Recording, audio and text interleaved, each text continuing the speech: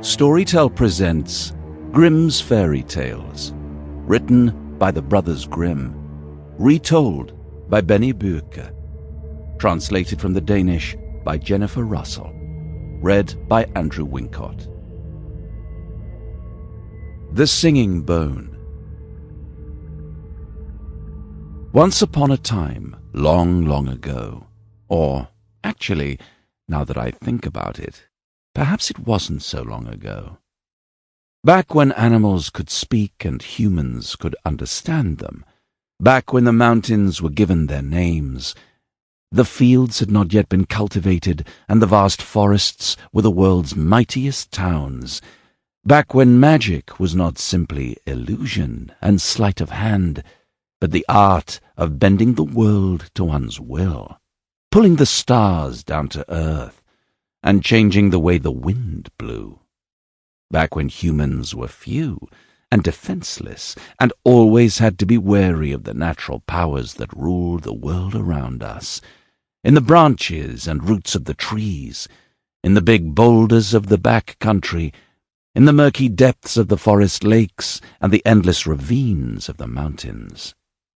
Back then, which perhaps wasn't so long ago after all, was a land tormented by a wild boar. Naturally, this was no ordinary boar, because these were common in the land with the vast forest. The boars kept to themselves, living in large herds among the old trees, where they would root up the ground in search of food. And although it was best to keep one's distance, they rarely posed any danger to humans. If you came too close when they had piglets, the sows might charge through the forest and attack, but otherwise they were harmless. And when the time came, people sometimes managed to kill a couple of the beasts, ensuring plenty of meat for the long winters.